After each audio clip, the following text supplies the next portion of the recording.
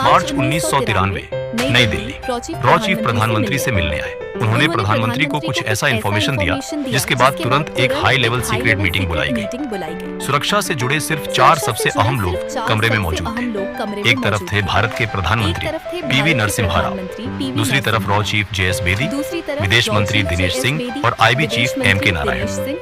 अभी जो मुंबई में बम धमाके हुए थे उसके बाद से हमारे एजेंट्स लगातार काम कर रहे हैं। हमें पक्की इंटेल मिली है कि धमाकों के लिए जिम्मेदार मेमन फैमिली अभी दुबई में है। और सबसे बड़ी बात, बहुत जल्द आईएसआई के सपोर्ट से वो हमेशा के लिए पाकिस्तान चली जाएगी।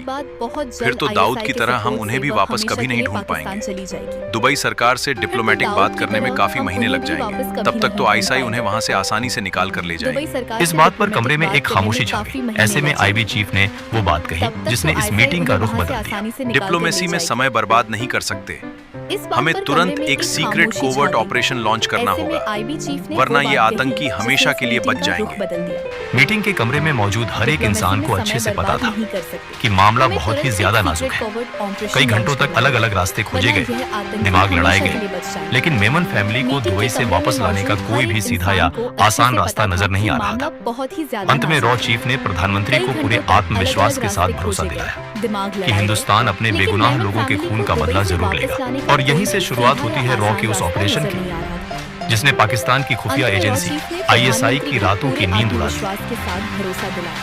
कि हिंदुस्तान अपने बेगुनाह लोगों 12 मार्च 1993 बॉम्बे स्टॉक एक्सचेंज। सड़कों पर रोज की तरह भारी भीड़ थी। लोग अपने दफ्तरों की तरफ भाग रहे थे, लेकिन तभी एक ऐसा धमाका हुआ जिसने पूरे देश को हिला कर रख दिया। पहले धमाके के बाद किसी को कुछ समझ नहीं आया। लोगों को लगा कि शायद कोई गैस सिलेंडर फटा है, लेकिन अगले 2 घंटे और 10 मिनट के अंदर पूरी बम्बई में एक के बाद एक 12 भयंकर धमाके हुए। एयर इंडिया बिल्डिंग, जावेरी बाजार, सेंचुरी बाजार और पासपोर्ट ऑफिस जैसी जगहों को निशाना बनाया गया।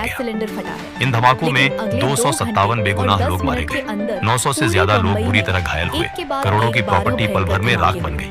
देश की इंटेलिजेंस एजेंसियां और पुलिस सब सदमे में थे। कोई नहीं जानता था कि ये हमला किसने किया और क्यों किया। लेकिन इस खौफनाक दिन की कहानी कुछ महीने पहले ही लिखी जा चुकी थी। दिसंबर 1992 का महीना था। अयोध्या में बाबरी ढांचा गिराए जाने के बाद पूरे देश में दंगे भड़क चुके थे। ये दंगे बंबई तक पहुंच गए। दिसंबर 1992 से लेकर जनवरी 1993 तक बंबई जल रही थी। इन दंगों में करीब 1000 लोगों की जान गई। लोगों के घर, दुकानें और दफ्तर जला दिए गए। इन्हीं दंगों की आग में एक स्मगलर का सब कुछ जल गया था। उसका नाम था टाइगर मेमन। टाइगर मेमन के अंदर बदले की आग सुलग रही थी। पाकिस्तान की खुफिया एजेंसी आईएसआई हमेशा से भारत में ऐसा ही कोई मौका ढूंढती रही। जैसे ही उन्हें बंबई के दंगों के बारे में पता चला, उन्होंने अपना खेल शुरू कर दिया। दुबई में एक बहुत बड़ी और गुप्त मीटिंग बुलाई गई। दुबई के एक आलीशान होटल के बंद कमरे में ये मीटिंग हो रही थी। आईएसआई ने अपने सबसे खास लोगों को वहाँ भेजा था। इसमें तौकीर जलियावाला और सैयद नाम के 2 बड़े सरगना शामिल थे। ये दोनों आईएसआई के मोहरे थे, जिनका काम था भारत के स्मगलरों के साथ मिलकर एक खतरनाक नेटवर्क तैयार करना। कमरे का दरवाजा खुला और अंदर आया दाऊद इब्राहिम। दाऊद के साथ मोहम्मद दोसा, ताहिर मर्चेंट और टाइगर मेमन भी थे। आईएसआई के अफसर ने मेज पर हाथ रखते हुए कहा, बंबई में जो खून बहा है उसका बदला लिया जाएगा। हमें बस तुम लोगों का नेटवर्क और रास्ते चाहिए। हथियार हम देंगे। दाऊद इब्राहिम ने टाइगर मेमन की तरफ देखा। टाइगर की आंखों में गुस्सा था। टाइगर ने भारी आवाज में कहा, मैं बॉम्बे को जलाकर राख कर दूंगा। मेरे लोग तैयार हैं, बस मुझे आरडीएक्स और गन्स चाहिए। किसी को भनक भी नहीं लगेगी। और अंदर आया इस मीटिंग में तय हुआ कि भारत पर अब तक का सबसे बड़ा आतंकी हमला किया जाएगा।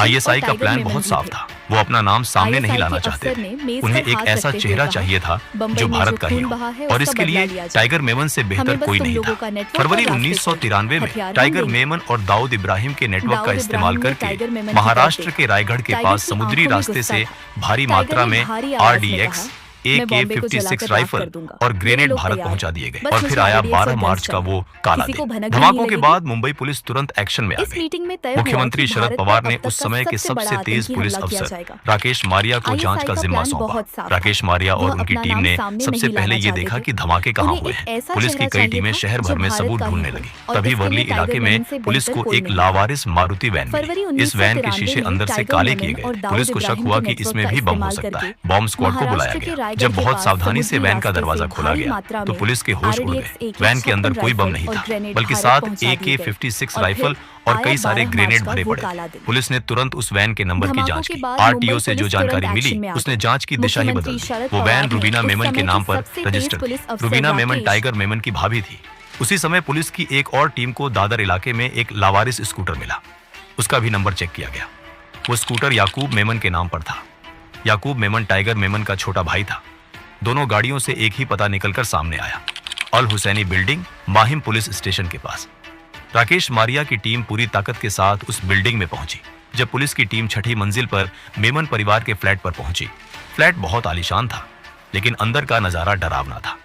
अलग अलग कमरों में RDX भरा हुआ रखा था। बिल्डिंग के कंपाउंड की जब तलाशी ली गई तो वहां से गत्ते के 27 बड़े डिब्बे मिले। एक अफसर ने डिब्बे को ध्यान से देखा और हैरान रह गया। उस डिब्बे पर साफ अक्षरों में लिखा था पैकेजेस लिमिटेड, लाहौर, और उसके ठीक नीचे लिखा था noble private limited, Islamabad. Commissioner Samra ने तुरंत ये बात दिल्ली में भारत की खुफिया एजेंसी रॉ को बताई। रॉ ने तुरंत पाकिस्तान में मौजूद अपने एजेंट्स को एक्टिव किया। जब इस्लामाबाद में नोबल प्राइवेट लिमिटेड की जांच की गई तो पता चला कि यह कंपनी पाकिस्तान के कैंटोनमेंट इलाके में मौजूद है और इसका काम RDX और बम बनाने के सामान तैयार करना है। अब कोई शक नहीं था, देश के सबसे बड़े दुश्मन ने हमारे घर में घुसकर वार किया था और इस वार में उनके मददगार थे हमारे ही देश के नागरिक, मेमन परिवार। ये परिवार कोई मामूली परिवार नहीं था। अब्दुल रज्जाक मेमन गुजरात से बंबई आए थे। उन्होंने मेहनत से अपना छोटा सा काम शुरू किया था। उनके 6 बेटे थे। टाइगर मेमन ने पढ़ाई बीच में छोड़ दी और बैंक में चपरासी बन गया। वहां झगड़ा होने के बाद वो सोने की स्मगलिंग करने लगा। लेकिन याकूब मेमन अलग था। वो बहुत पढ़ा लिखा था। उसने CA की पढ़ाई पूरी की थी। उसे एक अवार्ड भी मिला था। लेकिन जब उसने देखा कि उसका भाई स्मगलिंग से बेहिसाब पैसा कमा रहा है तो वो भी उस दलदल में उतर गया। इधर जांच आगे बढ़ी तो पुलिस को पता चला कि धमाकों से ठीक 2 दिन पहले 10 मार्च की रात को मेमन परिवार का हर एक सदस्य बंबई एयरपोर्ट से दुबई के लिए उड़ान भर चुका था। फिर ISI उन्हें 17 मार्च को चुपचाप दुबई से पाकिस्तान के कराची शहर लेकर आए। वहां उन्हें कराची के ही एक आलीशान बंगले में रखा गया। ISI ने पूरे परिवार को नए नाम और नए पासपोर्ट बनाकर दे दिए। 1 साल बीत चुका था। मेमन परिवार अब भी पाकिस्तान में था, लेकिन उनके अंदर अब डर और घबराहट बढ़ने लगी थी। 1 साल तक ISI के साये में रहने के बाद मेमन परिवार की जिंदगी एक जेल जैसी हो गई थी। उन्हें कहीं भी जाने की आजादी नहीं थी। हर वक्त बंदूकधारी उनके इर्द गिर्द रहते थे। याकूब मेमन को अंदर ही अंदर बहुत भारी गिल्ट महसूस होने लगा था। उसे ये भी पता था कि ISI अपना राज छुपाने के लिए कभी भी उनके पूरे परिवार को जान से मार सकती है। एक रात परिवार के सब लोग एक कमरे में बैठे थे। याकूब मेमन ने कहा, हम ऐसे सारी जिंदगी नहीं छुप सकते। हम अपने ही घर में आतंकवादी बन गए हैं। हमें वापस अपने देश भारत लौटना चाहिए। जो सजा होगी हम काटेंगे। टाइगर मेमन ने गुस्से में चिल्लाते हुए कहा, तुम पागल हो गए हो। अगर हम वापस गए तो वो हमें फांसी पर लटका देंगे। मैं कहीं नहीं जा रहा। मैं यही पाकिस्तान में रहूंगा। अगर तुम लोगों को मरना है तो जाओ। परिवार ने तय किया कि टाइगर भले ही ना जाए, लेकिन बाकी सब लोग वापस भारत जाएंगे। ISI की निगरानी भी अब उन पर कम हो गई थी। याकूब और उसके छोटे भाई ने एक प्लान बनाया, ये चेक करने के लिए कि क्या वो आसानी से देश से बाहर निकल सकते हैं। वो दोनों जून 1994 में दुबई गए। वहां उन्हें कोई परेशानी नहीं हुई। कोई ISI एजेंट उनके पीछे नहीं था। उन्होंने वापस आकर परिवार को बताया कि रास्ता साफ है। इसके बाद पूरा परिवार चुपचाप पाकिस्तान से दुबई आ गया। दुबई पहुंचने के बाद याकूब ने दिल्ली में रहने वाले अपने एक दूर के रिश्तेदार आमिर को फोन किया। याकूब ने फोन पर कहा, आमिर भाईजान, हम दुबई में हैं। हम भारत वापस आना चाहते हैं। देश का माहौल कैसा है?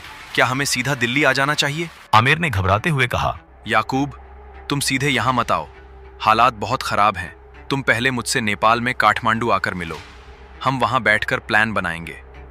21 जुलाई 1994 को याकूब मेमन अपने नए फर्जी पाकिस्तानी पासपोर्ट के साथ काठमांडू के त्रिभुवन एयरपोर्ट पहुंचा। काठमांडू में वो आमिर से मिला। उन्होंने तय किया कि पूरा परिवार पहले दुबई में इकट्ठा होगा और फिर वहां से कोई रास्ता निकाला जाएगा। 3 दिन बाद 24 जुलाई की सुबह 9 बजे याकूब वापस दुबई जाने के लिए एयरपोर्ट पर खड़ा था। सिक्योरिटी चेकिंग के दौरान एक नेपाली अफसर की नजर याकूब के ब्रीफकेस पर पड़ी। एक्सरे मशीन में कुछ ऐसा दिखा जिससे अफसर को शक हुआ। अफसर ने याकूब को रोका और ब्रीफकेस खोलने कहा। याकूब के माथे पर पसीना आ गया। जब ब्रीफकेस खोला गया तो अंदर से कई देशों के फर्जी पासपोर्ट, बहुत सारी पाकिस्तानी और अमेरिकी करेंसी और कई सारे आई कार्ड निकले। नेपाल पुलिस ने उसे तुरंत एक खुफिया कमरे में बंद कर दिया। 3 दिन तक उससे लगातार पूछताछ हुई। जब नेपाल पुलिस ने थोड़ी सख्ती दिखाई तो याकूब टूट गया। उसने रोते हुए कहा, मेरा नाम याकूब है।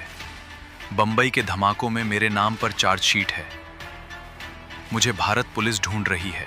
नेपाल पुलिस के होश उड़ गए। उन्होंने बिना वक्त बर्बाद किए दिल्ली में सीबीआई और रॉ के हेडक्वार्टर में फोन घुमा दिया। भारत सरकार ने तुरंत अपनी एक खास टीम काठमांडू भेजी। 28 जुलाई 1994 को रॉ के एजेंट्स याकूब मेमन को एक स्पेशल फ्लाइट से दिल्ली ले आए। भारत के लिए ये एक बहुत बड़ी कामयाबी थी, लेकिन खेल अभी बाकी था। दिल्ली में रॉ के सेफ हाउस में याकूब मेमन से पूछताछ शुरू हुई। उसके ब्रीफकेस को दोबारा बारीकी से चेक किया। ब्रीफकेस के एक छुपे हुए हिस्से में उन्हें एक छोटी सी टेप रिकॉर्डिंग कैसेट मिली। जब उस कैसेट को चलाया गया तो कमरे में सन्नाटा छा गया। उसमें 3 लोगों की आवाजें थी, तौकीर जलियावाला, टाइगर मेमन और याकूब मेमन। ये कैसेट भारत के लिए सबसे बड़ा सबूत था कि पाकिस्तान की सरकार और आईएसआई इस पूरी साजिश में शामिल थे। पूछताछ में याकूब ने बता दिया कि वो काठमांडू क्यों गया था। उसने आमिर का नाम भी रॉ को बता दिया। रॉ के अफसरों ने उसी दिन आमिर को उठा लिया। आमिर बहुत डरा हुआ था। रॉ चीफ ने आमिर के कंधे पर हाथ रखते हुए कहा, देखो आमिर, हम याकूब को तो नहीं छोड़ सकते, लेकिन तुम दुबई जाओ और मेमन परिवार को समझाकर वापस लाओ। हम तुम्हें गारंटी देते हैं कि तुम्हारी पूरी सुरक्षा की जाएगी। आमिर के पास कोई दूसरा रास्ता नहीं था। वो मान गया। अगले ही दिन आमिर दुबई पहुंच गया। रॉ ने उसे दुबई के उस होटल का पता दिया था जहां परिवार के रुकने की उम्मीद थी।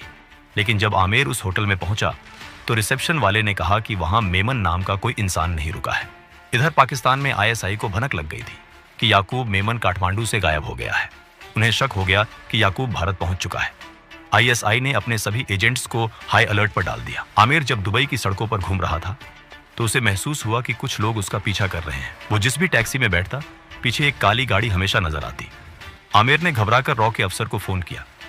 सर, आईएसआई मेरे पीछे लग गई है। मुझे डर लग रहा है, वो मुझे मार देंगे। घबराओ मत, दुबई में हमारा एक बहुत पुराना आदमी है। उसका नाम शफीक है।